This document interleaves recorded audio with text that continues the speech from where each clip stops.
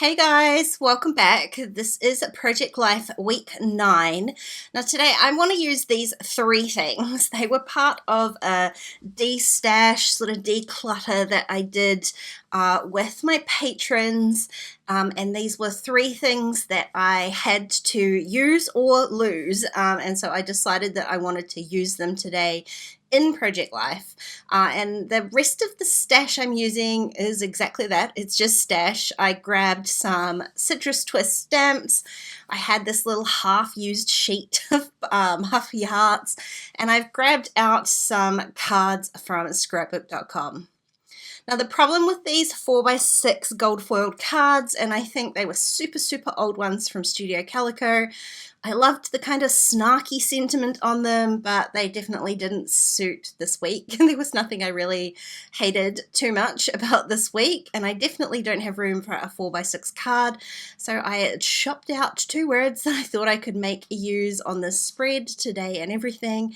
I just hand cut a little banner into one end of them and adhered them down onto my photo, and I will end up stitching those down with my sewing machine just to add a little kind of texture into here.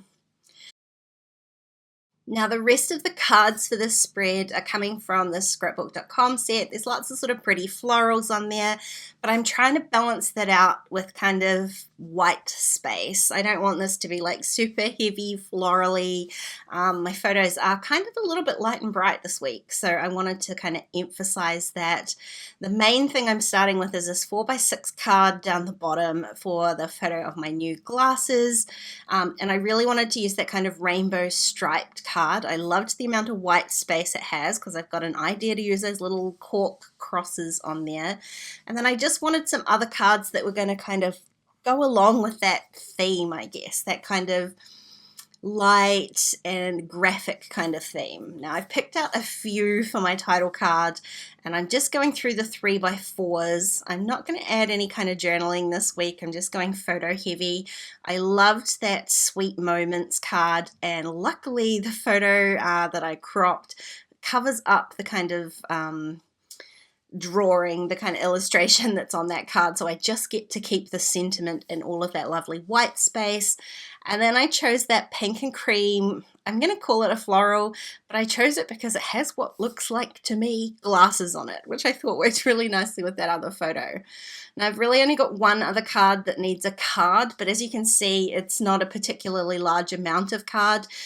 This is just like a GeoNet photo from an earthquake that we had, and I really just wanted to back it with something just to make it 3x4, and in the end I cut down that 4x6 card just to give me that little pale pink kind of peachy color down the side, which really kind of illustrated to me that I needed that much lighter card at the top for my title card. It is a floral, but only has that very small amount of floral down the bottom, which means I get to keep the light and brightness and the floral, so the best of both worlds. Now I'm just going to start by adhering down all of these little photos. The 2 smaller square ones are just going at the top, and I'll find a way to embellish that with some stamps or something like that. And then I decided to add my glasses photo off to the left-hand side of that 4x6 card. I know that covers up a lot of that color, but I really, again, want the white space. Now the 2 stamp sets I've used this week are the currently 4x6, which is what I used under that Sweet Moments. I just added the sentiment together. And I've also got the 6x8 storytelling stamp set. So many stamps on here, as you can see. It means I've got almost too much options for what I want to use like stamp-wise as embellishing. But I did find this little stamp. I obviously haven't used it before because it was still a little bit splotchy when I was stamping it. I'm not going to stamp this directly onto my photo. I want to stamp it on just some of this scrap card here so that it gets the nice white brightness behind it and the sentiment really stands out a lot more. So I did just go ahead and prep that with my sand eraser, and you can, even from this distance, you can see the difference that that makes. So priming your stamps, super important for the first time you use them.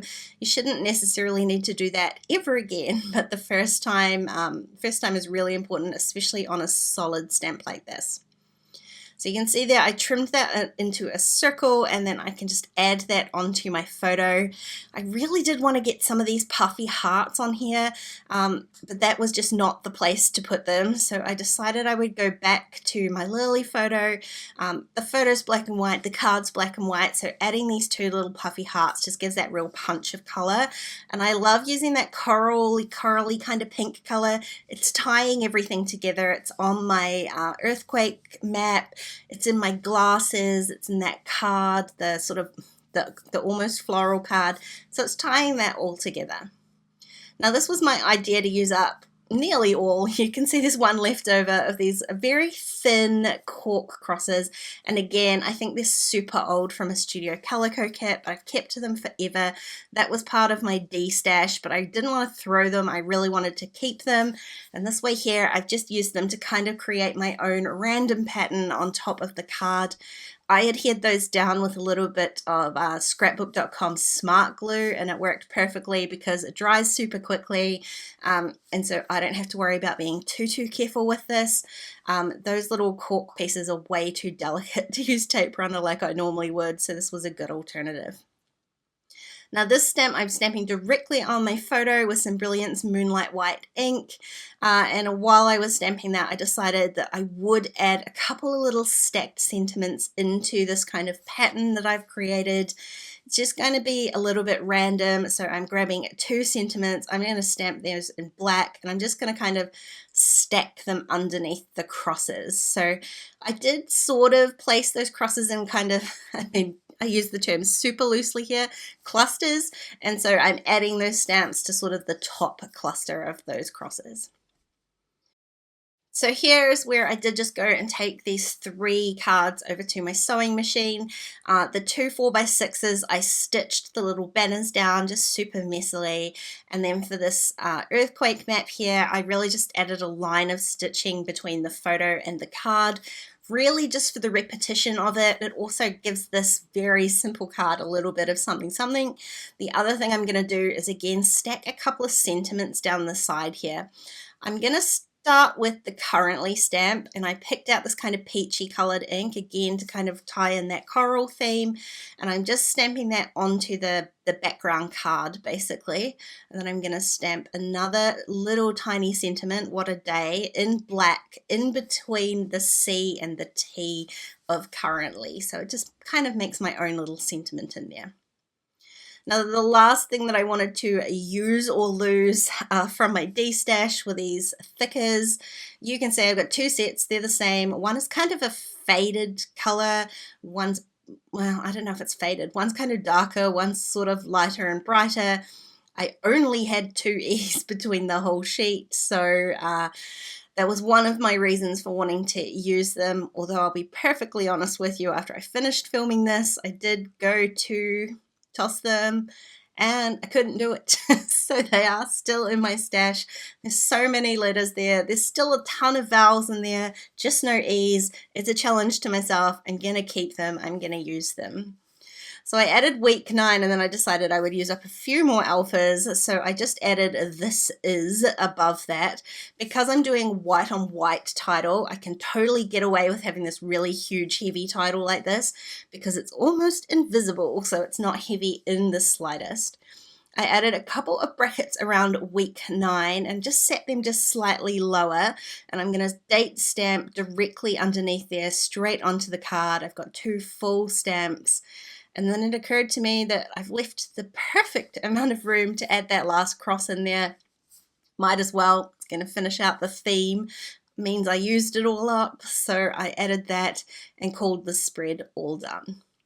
So a super simple week, but I was really glad to be able to finally use those 3 things. I set myself the challenge to use them. I did it. One of the best parts for me of that destashing is using up those things that I never thought I would get around to using. If you enjoyed this video, please give it a thumbs up, and don't forget to subscribe to my channel if you haven't already. If you want to keep watching, there are a couple more videos on screen. Otherwise, I'll see you next time. Bye guys.